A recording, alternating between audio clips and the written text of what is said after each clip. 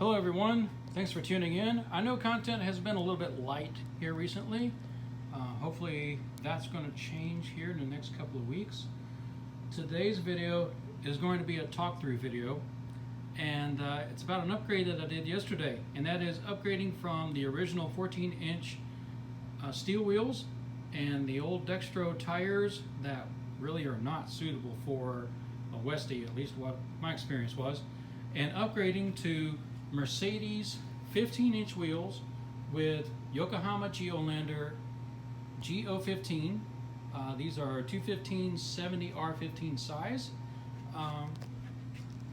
So I can tell you right now, I went yesterday on about a 30-mile test run once these were put on, and what this upgrade did to improve the stability, the tracking, made a world of difference. I was passed in the opposite direction by a tractor trailer doing probably 60-65 miles an hour that with the previous wheel and tire combination, it would have rocked Von Westy all over the road. When that tractor trailer passed me yesterday, Von Westy was rock solid. So far, I'm really impressed with this. It's really good. Now, if you're going to put on some kind, either these Mercedes wheels or aftermarket wheels, more than likely you're going to wind up needing to have wheel spacers, and that's going to also require you to have longer wheel bolts for the front and studs for the rear. Now, I sourced mine from T3 Techniques. I suggest you contact them if you're looking to upgrade, if you've already got wheels and tires in mind and what kind of applications you're going to run your van in. By all means, give T3 Techniques an email and have them talk you through it and order their parts. Really pleased with their service and their product, so I got to give a shout out to them. So let's start this out. This is just going to be a talk through video. I didn't get any kind of videos or photos through this, but hopefully this will help some of you if you're thinking about this this kind of upgrade. So let's start with the front wheels. This is the left front wheel, and more than likely what's going to happen is that the spacers that you have are probably not going to fit over the wheel bearing grease cap because there's a lip, and that the lip on that, as well as the clearances on the spacer, it's probably not going to work. So for the left side, what you have to do, you may not be able to see it here, but there is a circlip holding on. This is your speedometer cable. It does come through the center hub on the left-hand side. So there's a circlip here that has to come off. Don't lose that. That's an important tip. So take the circlip off, push the speedometer cable through out the back. You don't have to pull it all the way through, just push it to where the cap will clear.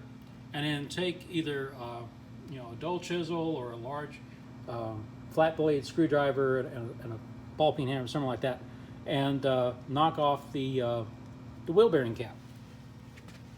Once that's done, you're able to put the spacer on, and then it's just assembly in reverse. Put the cap back on, put the speedometer cable back through, put your circlip back on. That's important. Otherwise, that's just going to spin and spin, or it's going to push through. Once that's done, then you can fit your wheel on. These are 17 millimeter bolt heads, and yeah, so that's what it takes for the front. Let's move on to the rear. The rear is going to be a little bit different because we wind up having to take off the rear axle nut. And why we have to do that is because the wheel hub has to come off. The original studs have to be pressed out and the new ones pressed in. These can be a really big challenge to try to take off. Now, I've seen a lot of folks out there with different devices, with pipe extensions, air impact wrenches. I have an air impact wrench. This is a 46 millimeter nut, so you may wind up having to get a special socket for that. I didn't have enough airflow for my gun. Luckily enough, I've got a buddy up the street who has a garage.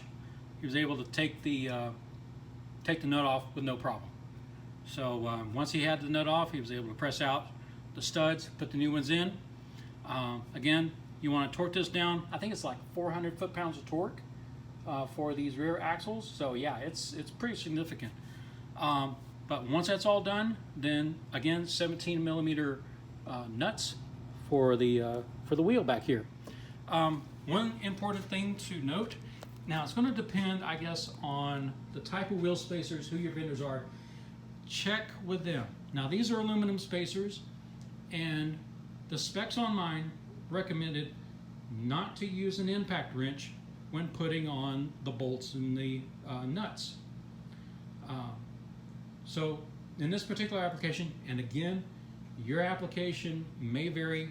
For mine, it was about 90 foot-pounds of torque to be put on with a torque wrench. So don't just put these things on with the air ratchet and just hammer away at them.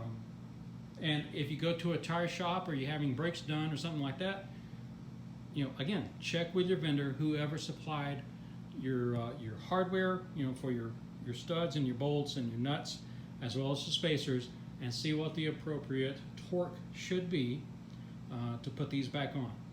But so far so good. Again, it's only been one day of having these on, but what it has done to the stability of the van has made a world of difference. All right, well, that's it for today's video. Again, there's going to be a couple of more coming up, some upgrades, especially on this side of the van. Probably in another week or so, there'll be a video about that. So, again, thank you all for watching. Thank you for subscribing and commenting and liking these videos. Hopefully in the near future, there's going to be some additional content coming your way. All right, guys, take care. Bye-bye.